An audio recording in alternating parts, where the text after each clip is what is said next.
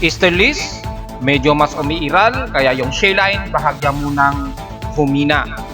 Pero yung mga pag-ulan at mga kalat-kalat ng mga ulapan sa silangan ng Luzon hanggang Bicol Region magpapatuloy, and the rest ng kanluran ng Palawan ay magkakaroon ng mga ilang kalat-kalat at pag-ulan. At mga magiging lagay ulit ng panahon sa Visayas at Mindanao, alamin.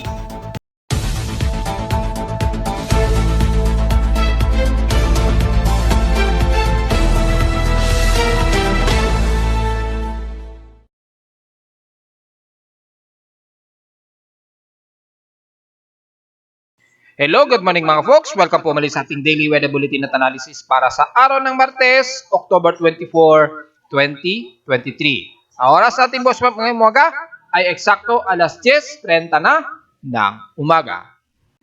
Medyo mas umiiral ang easterlies natin kaya yung shellline bahagya mo nang numipis at yung daloy ng ating northeast monsoon bahagya mo ng kumanluran ng todo. So medyo pa west-southwest yung todo ng pagdaloy ng ating northeast Luzon ng ating habagat.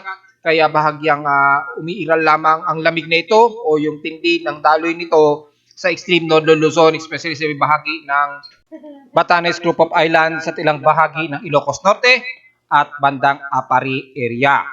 So far sa ating ginagamit na Doppler microwave satellite imagery o microwave imagery, makikita may mga ilang kalat-katamang na mga water vapor sa bahagi ng Quezon Province, especially sa may bandang Aurora Region at Quezon Province sa may bandang Polillo Island at ilang bahagi dyan sa Camarines Norte. Asahan pa rin na magkakaroon pa rin ng accumulation ng water vapor dahil medyo mababa pa rin ang temperatura dito sa may kalupaan natin sa Central Luzon kasama ang Metro Manila at ilang parte o ilang bahagi ng Calabarzon. Wala tayong namamataan ng mga lightning strikes so far hanggang 2 at 3 hanggang 4 na lightning strikes lamang. Typically, malayo ito at mayroong isa sa may bandang Palawan area. Ingat na lamang sa mga pagkulog at pagkidlat dyan, lalo na sa bahagi ng Coron ngayong umaga. Sa current condition, overcast po, gloomy po ngayon klaro at few clouds lamang pa rin ang umiral. So medyo may accumulation pa rin ng ilang northeasterlies despite na mas malakas ang pag-iral ng easterlies natin ngayong umaga. At so far ay pinakamababa na naitala na weather station na temperatura na umabot sa 24.6 degrees Celsius. Kanina ito ng madaling araw, 3:44 AM.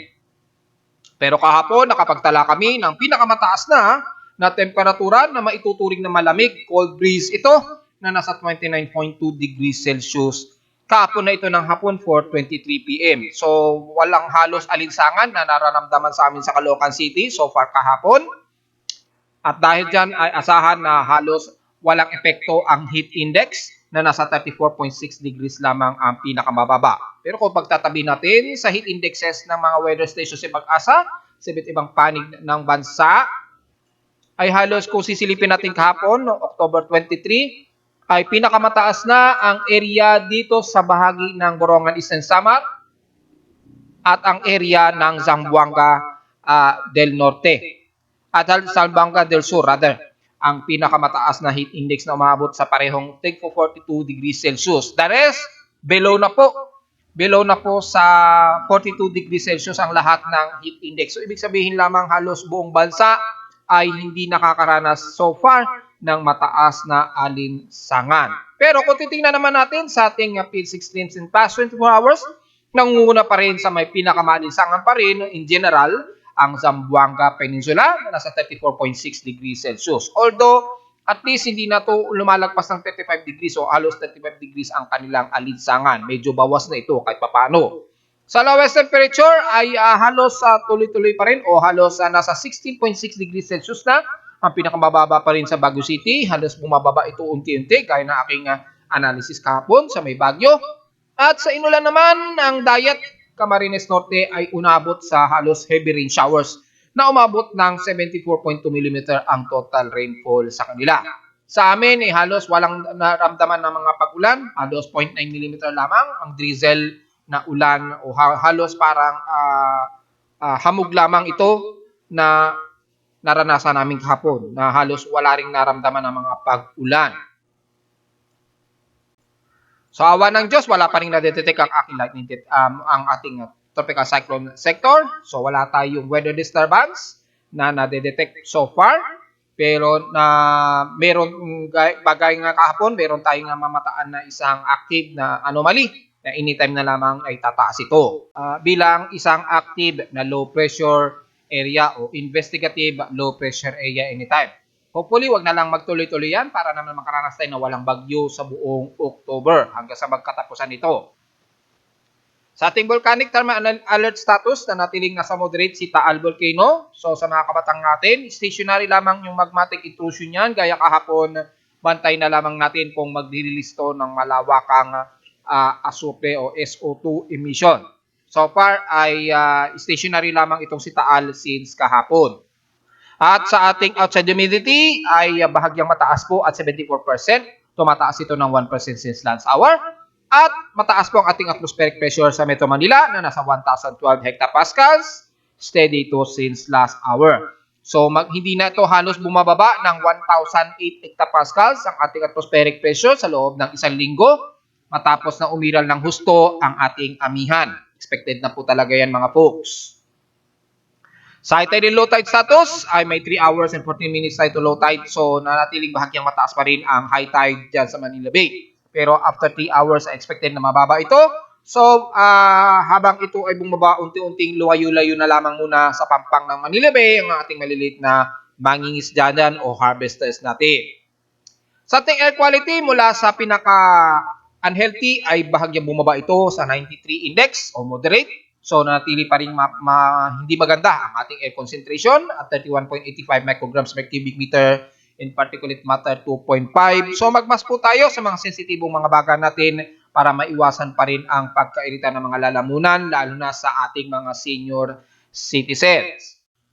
At sa ating almanac, sumikat ang haring araw kaninang 5:49 AM at inasang lulubog ito mamayang 5:31 PM. At ang ating 72% illuminated na po na waxing gibos ng sinag ng buwan ay sisikat mamayang hapon 2:13 PM. So kung titingnan natin kung ano ang elevation na ngayon ng buwan ay nasa elevation of negative 49 degrees ito. So mga bandang 2:13 PM ito sisikat o tataas na above zero elevation. At lulubog naman ito kinabukasan na ng madaling araw 2:05 AM.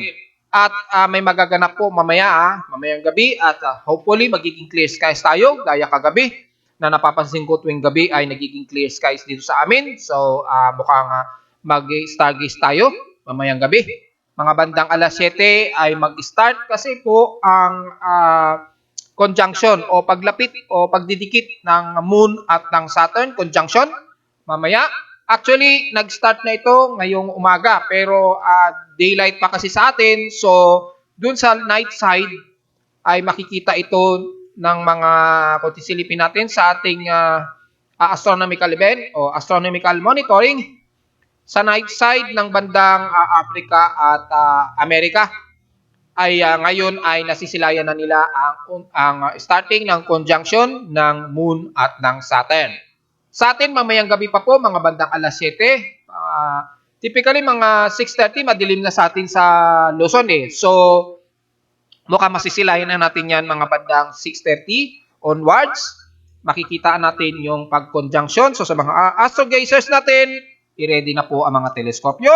Ay hopefully ay magiging maliwalas ang himpapawid namin dito sa amin sa Caloocan mamayang gabi para mapunan din natin gamit ang ating 130mm na teleskopyo.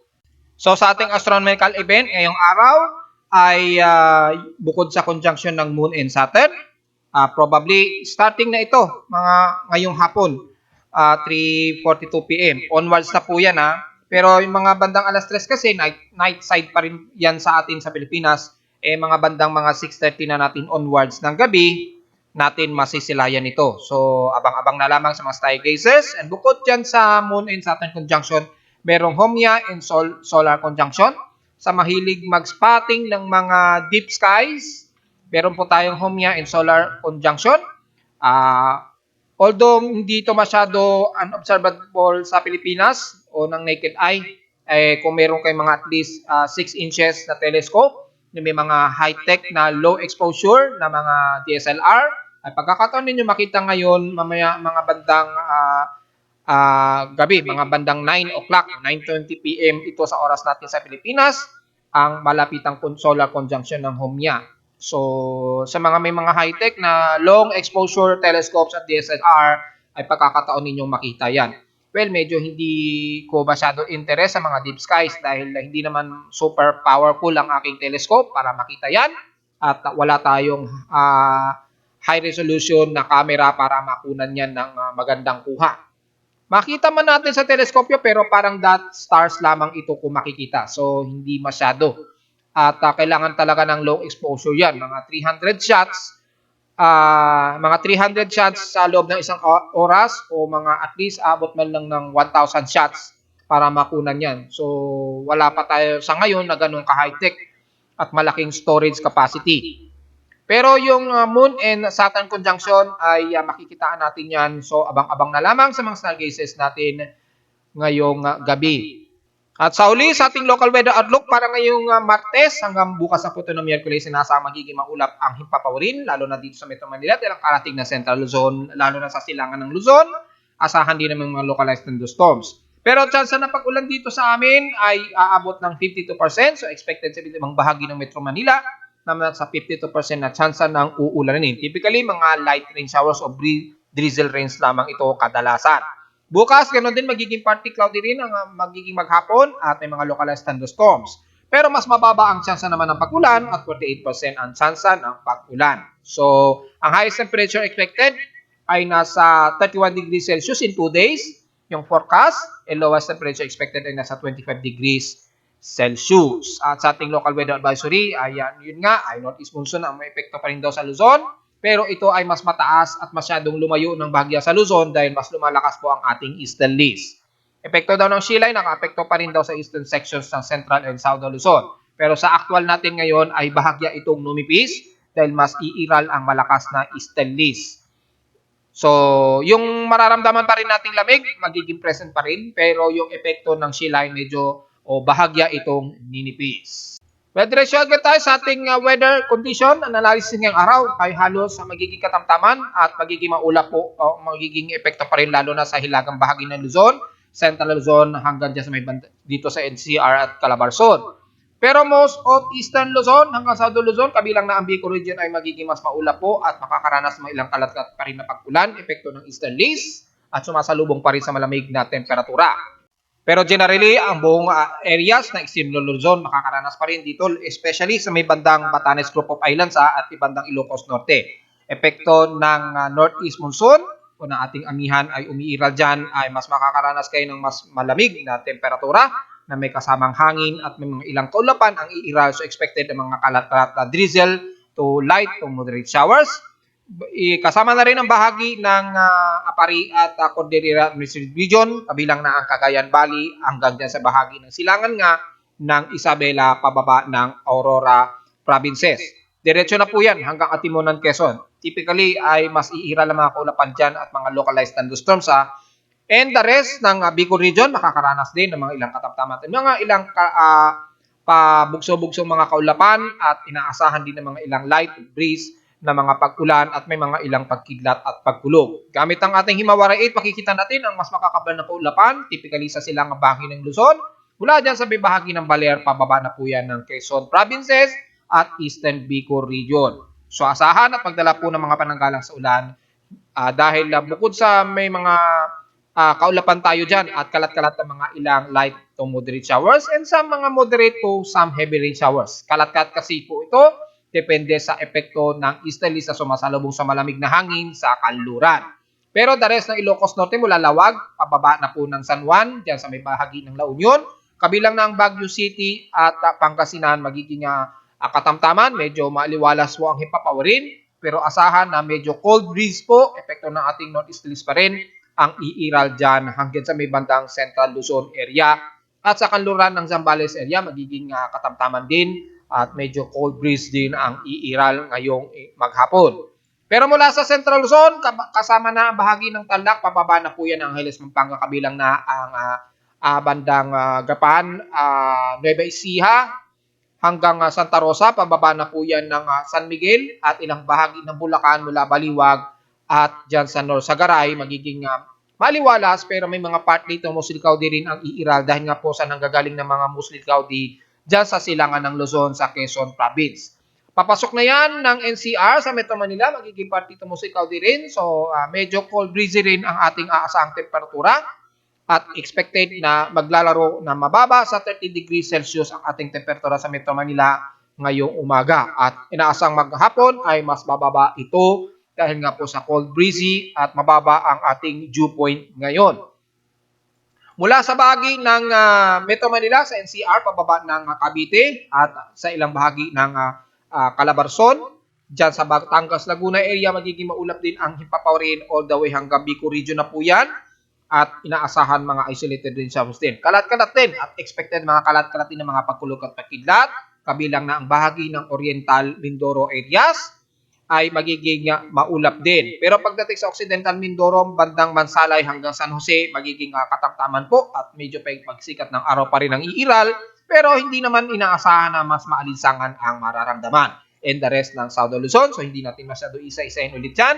And the rest ng buong Visayas area. Magiging katamtaman, ilang party, tumusikaw din lang din ng iiral at may mga kalat-kalat na pag-ulan. Pero mas magiging mas maalinsangan na bahagi na yan ng Visayas area.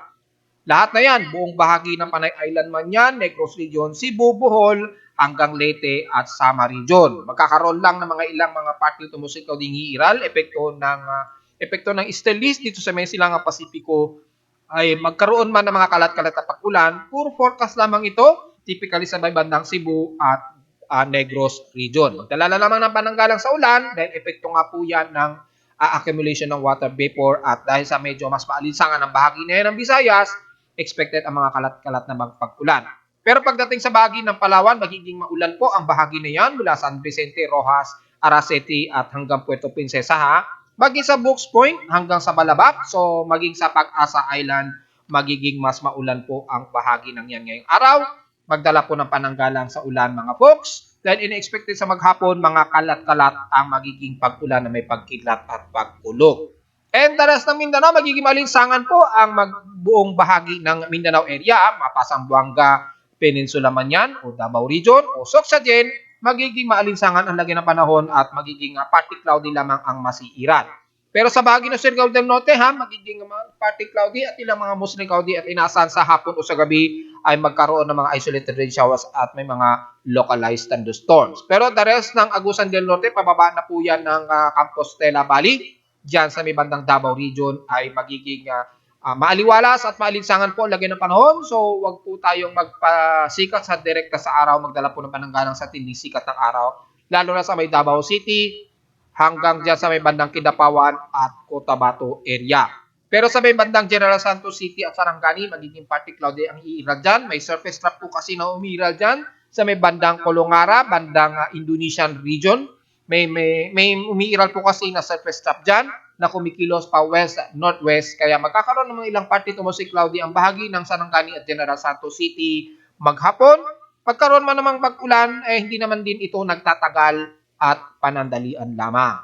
At sa ating ginagamit na tropical cyclone assessment monitoring na natiling nasa mataas ang anomaly, pero nasa 40% to 50% na po yung anomaly nitong sa loob ng nakalipas na 24 hour. Ito ay nasa may bandang Guam ito o southern ng Guam area, malapit sa atin, sa silangan sa pinaka-border ng ating Philippine Area of Responsibility. Pero dahil very insignificant sa actual satellite imagery, atin pa rin itong babantayan just in case na magkaroon ng accumulation at magkaroon ng organized development nito anytime. Dahil sa ating anomaly, TCFP, ay nasa halos 40 to 50% na po yung sirkulasyon o yung pinaka-shallow trough nitong binabantayan natin. So anytime, maaaring tumaas yan as invest dahil maging sa global spectrum model natin ginagamit ay significant na pong nagkakaroon ng shallow circulation nga malapit sa pinaka-border sa silangan ng Mindanao sa labas ng ating Philippine Area of Responsibility. Panatili natin siyang babantayan sa loob ng 48 hours to 55 hours na po mga folks. Dahil within that time ay tataas na ito bilang isang invest low pressure area. Pero sa ngayon maliit pa ang sansa nito na maging isang ganap na bagyo sa ngayon. Hanggang invest formation pa lamang sa ngayon ang ating inaasahan na mag-i-indicate. So, maging sa kanyang mean sea level pressure ay naglalaro na po sa 1,008 hectopascals yung sirkulasyon nito. at bahagyang kumikilos pa rin ito pakanluran na maaaring pumasok ito ng ating Philippine Area of Responsibility starting by October 26 onwards. So, abang-abang na lamang within 55 hours mga folks. At maging sa mga computer models ay medyo significant na po na nagiging shallow circulation na po ito at base kay GFS ay habang nagiging shallow circulation nito kumikilos ito pa northwestward. Ayan o. Patungo sa bahagi nito ng Luzon, sa may silangang bahagi ng Luzon. Ang forecast time nito ay by October 25 hanggang October 28 to 29 na po. So bago magkatapusan ng Oktubre ay expected na may pinapakita ng ang GFS na shallow circulation na lalapit din sa Eastern Visayas or Northeastern Luzon. So abang-abang na lamang kung magiging significant yan sa ngayon mga folks.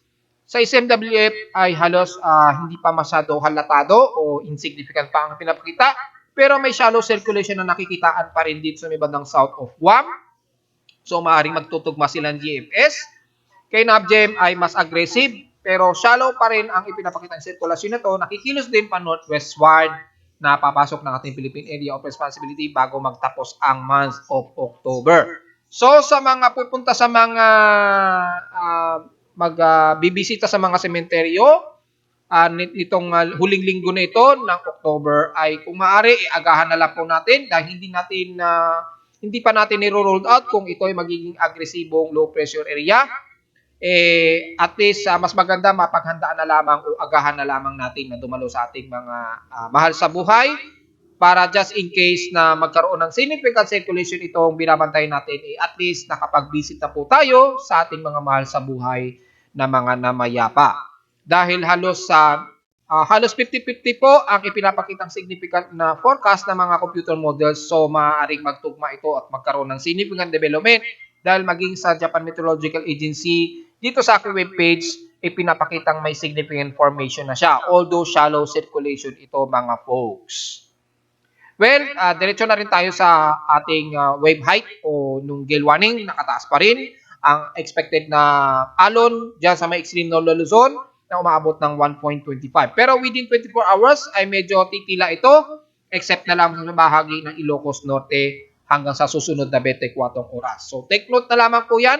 Antay na lang natin siguro nitong maghapon, mga bandang hapon siguro o bago maggabi ay mukhang titila itong mataas na alon na ito na umaabot ng 1.25 meters ang alon.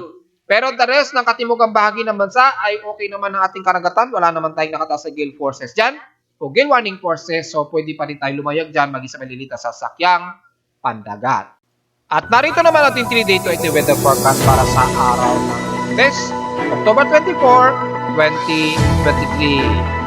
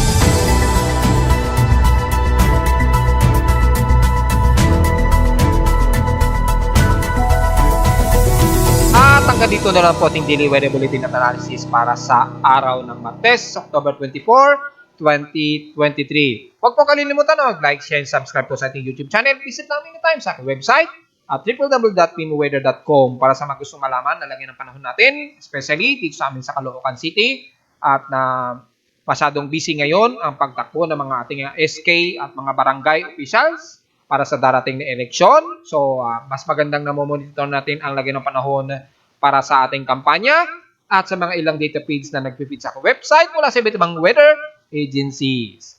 Maraming salamat po mga folks at magandang araw po sa ating lahat.